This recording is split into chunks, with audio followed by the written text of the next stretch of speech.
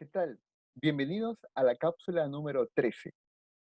Voy a compartir mi pantalla para ver el tema que trabajaremos el día de hoy.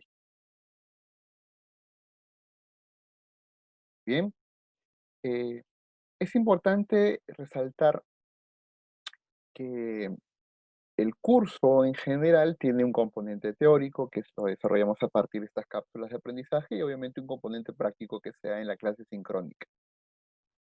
Ahí donde desarrollamos análisis de casos y una serie de ejercicios académicos. El logro de esta sesión. Al finalizar la sesión, el estudiante relaciona el clima y la cultura organizacional en un contexto empresarial. El tema que nos convoca ahora es el tema de clima y cultura organizacional. Vamos de frente a la presentación para que veamos las diferencias y relaciones que existen entre uno y otro. Cuando uno habla de clima organizacional, estamos refiriéndonos exactamente a un conjunto de percepciones, de acuerdo a un conjunto de estados de ánimo que se dan en las relaciones interpersonales, que genera un ambiente laboral propicio o desmotivador.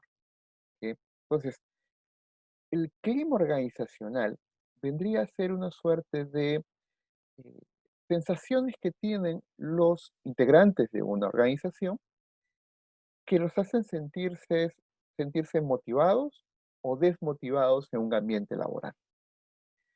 No sé si tú alguna vez has visitado la casa de algún amigo, amiga, y de repente has sentido, entre comillas, el término, una vibra extraña, ¿no? Desalentadora, desmotivadora, enrarecida, capaz.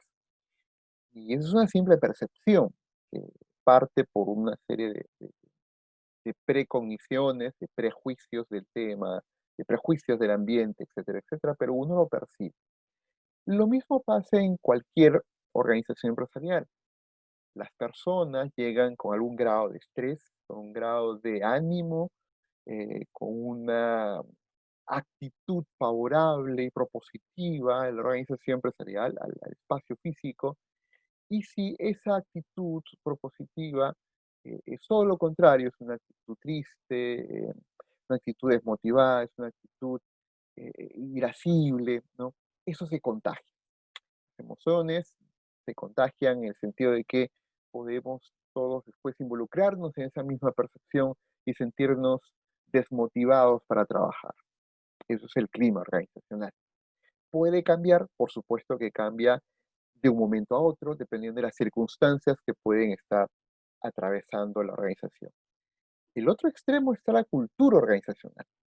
Esto sí es un poco más permanente. Estamos hablando de hábitos, de costumbres escritas y no escritas también, que orientan la forma concreta de relacionarse en la organización y determinan su propia identidad y estilo de trabajo. Entonces, los hábitos y el sistema de creencias o sistema de valores generan una cultura. Eso es más difícil de cambiar, por lo tanto es mucho más permanente. En términos prácticos, cuando uno analiza el clima y la cultura organizacional, uno podría afirmar lo siguiente. La cultura es el equivalente un tanto a la personalidad de la organización, a su estilo, a su forma de ser.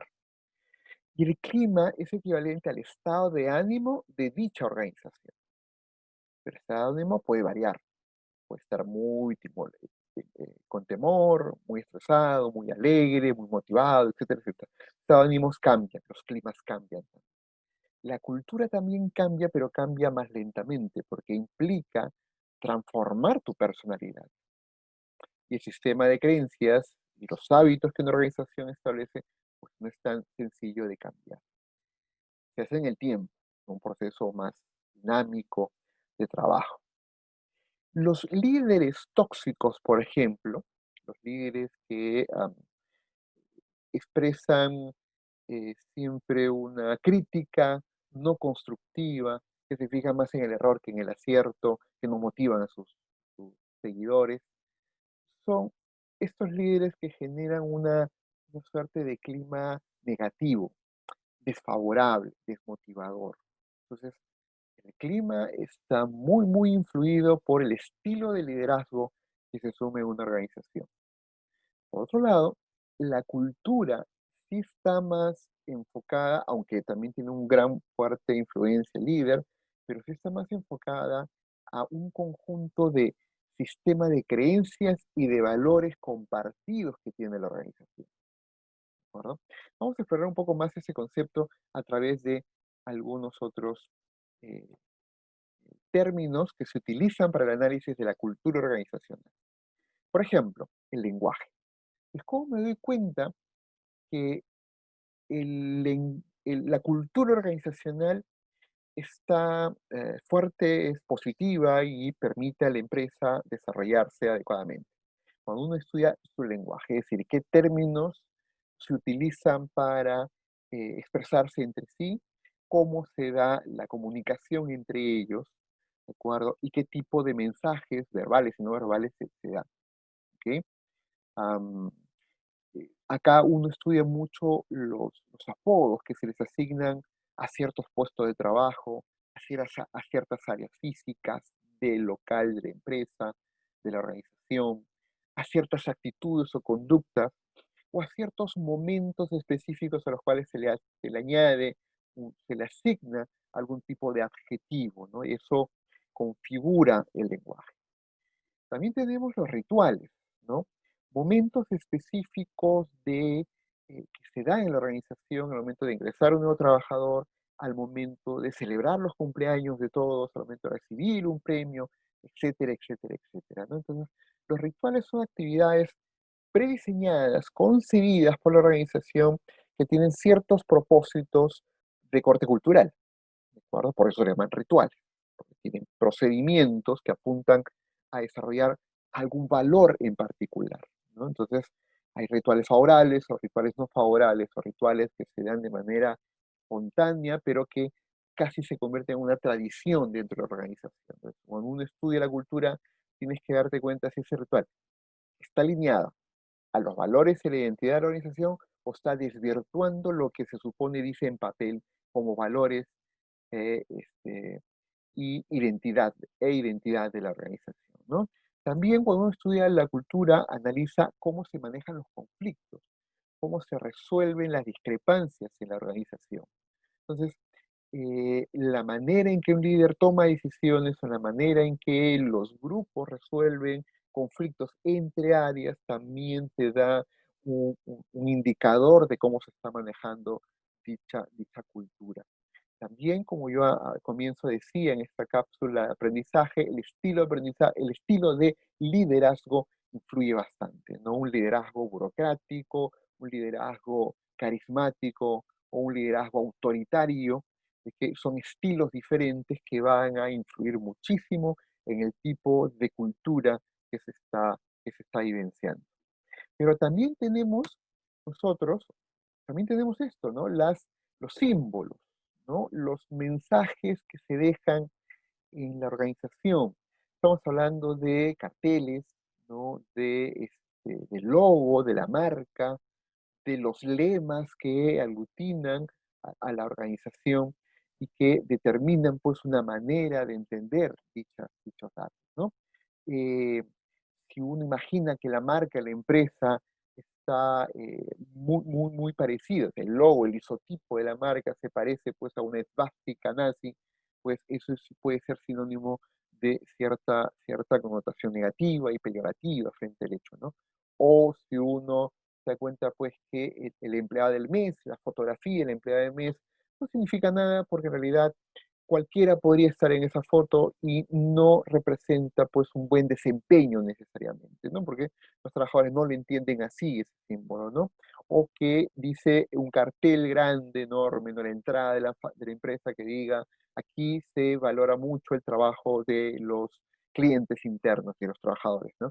Y en términos prácticos y evidentes no es así, ¿no? Entonces, eso sonaría casi una burla, ¿no? Entonces, y cómo se manejan los símbolos tiene que ver mucho con que estos iconos, estos elementos visuales sean coherentes con lo que se practica de manera empírica en la cultura, ¿no? Si ese símbolo realmente representa lo que se hace en la cultura, el símbolo es súper poderoso, muy poderoso. Entonces, tenemos que estudiar esa relación y esa coherencia que existe. Por otro lado, también tenemos qué historias, qué mitos hay detrás en la fundación del área, en el crecimiento de la empresa, en la fundación de la empresa, en cómo se fusionaron tal o cual área, qué ocurrió, el por qué el jefe tal fue despedido y qué historias hay detrás, ¿no? O por qué se logró tal éxito y qué historias hay detrás de ese éxito que ha logrado la empresa, ¿no? Entonces, cuando uno alinea símbolos, historias, mitos, lenguaje y demás elementos, todos deben manejarse en armonía, en relación directa a la escala de valores, a la identidad que quiera configurar la organización. Y finalmente, el séptimo artefacto cultural, todo esto se le llaman artefactos culturales, es el diseño y la arquitectura, ¿no? El ambiente físico influye muchísimo en la percepción del lugar, ¿no? Si uno divide en dos ambientes, un comedor para gerentes, otro comedor para los demás trabajadores, pues ahí estás dando un mensaje claro de la poca inclusión o horizontalidad que puede haber en estos ambientes, ¿no? Probablemente la intención no ha sido esa, la intención ha sido que en el ambiente de comedor de los gerentes se pueda seguir hablando de temas muy estratégicos y evidentemente no deben saberlo todos los integrantes de la empresa por la confidencialidad de información, pero el mensaje que llega al trabajador puede ser diferente, ¿no? En el ambiente de los gerentes sí hay un mozo que lleva la comida, por ejemplo, y en el ambiente de los trabajadores no, porque ellos tienen que hacer su cola para recoger el plato del menú que ofrece, ¿no? En una empresa, ¿no? Entonces, son mensajes distintos, ¿no? El ambiente de trabajo, la oficina misma, la computadora que utiliza y cómo esta puede ser moderna o no moderna, y cuán rápido se puede trabajar la mejora de un ambiente específico cuando un trabajador lo requiere y lo solicita, ¿no? Todos los elementos son parte del imaginario que configura los llamados artefactos culturales, ¿no? Que como ven acá, son elementos observables que emiten mensajes de forma objetiva y subjetiva también, afectando directamente las relaciones interpersonales del grupo de trabajo y generando un clima y una cultura organizacional específica, ¿no? Entonces, estos artefactos se pueden usar si se planifican bien, pueden usarse como elementos para formar una cultura fuerte, basada en creencias, basada en valores, que está alineada a la visión, a la misión de la empresa. Al mismo tiempo, por seguir fortaleciendo esta cultura, se puede ir dinamizando un clima de trabajo favorable que sigue reforzando los valores y la cultura organizacional, ¿no? Entonces, si no se piensa en estos artefactos de manera analítica, de manera ponderada, simplemente la cultura puede estar desfasada de la estrategia, ¿no? Entonces, algunos autores hablan de que eh, la cultura se puede desayunar a la estrategia empresarial, ¿no? Entonces, estrategia, todo ese cálculo técnico que puede hacer una organización, puede ser devorada por una cultura que no motiva a la estrategia para que ésta se logre, ¿no? Fishman utiliza una metáfora del arco y la flecha, ¿no? Y él considera que la flecha vendría a ser metafóricamente equivalente a la estrategia de la empresa, la estrategia comercial de la empresa, por ejemplo, y el arco vendría a ser la cultura, ¿no? La que impulsa la estrategia, ¿no? Y cuando el arco no está tensado, cuando el arco no está bien fuerte, simplemente la estrategia pues no llega a la meta que quiere lograr la organización, ¿no? Entonces, en este sentido, pues, la cultura y el clima está íntimamente relacionado, ¿no? Si yo no manejo un clima adecuado en mi organización, puedo estar perdiendo de vista los elementos de artefactos culturales que estoy desarrollando o que pretendo desarrollar, ¿no? Ejemplo de ello, ¿no? Contrato a un gerente de muy buen desempeño comercial, vende muchísimo, pero el trato hacia adentro, el trato hacia mis trabajadores es vulgar, tosco, desmotivador, amenazante, ¿no? Y solo da miedo y a partir de ese miedo pues ha logrado sus metas económicas. Entonces, el clima laboral no es favorable y los trabajadores están trabajando más al miedo que a la motivación. y probablemente te logre metas económicas en el corto plazo, pero en el mediano y largo plazo las personas se desgasta esta forma y estilo de liderazgo, ¿no? Y va enraveciendo el clima organizacional y eso de alguna manera va a afectar directamente la cultura de trabajo, ¿no? Porque eh, los climas pueden ser temporadas muy intensas que transforman la cultura organizacional, ¿no? Entonces, en ese sentido, para ir cerrando la presentación, podemos mencionar que el clima y la cultura organizacional son parte de una misma organización porque entre ellas se interrelacionan, o sea, hay una especie de interdependencia entre ambas, ¿no? Mientras que la cultura pertenece equivalente a una personalidad, a un carácter organizacional, el clima sería el equivalente pues al estado de ánimo de dicha organización, ¿no? Entonces, un estado de ánimo siempre favorable, te va a permitir pues sembrar y cosechar lo que tú pretendas realmente lograr, ¿no? Y por otro lado, si una cultura no cuida pues el lenguaje en el cual se tratan los trabajadores, la infraestructura y qué mensajes estás dando con esa infraestructura, ¿no? Eh, Simplemente por más clima favorable que tengas, va a ser afectado y va a ser transformado por el carácter negativo que la cultura está generando en los trabajadores, ¿no? Entonces, eh, esa es la importancia de estudiar estos temas, ¿no? Y cuando uno trabaja el crimen y la cultura, hay que darnos cuenta que la base de ambas tienen que ser los valores, tienen que ser una escala clara de valores donde el líder y la organización se comprometen a cumplirlo, ¿no?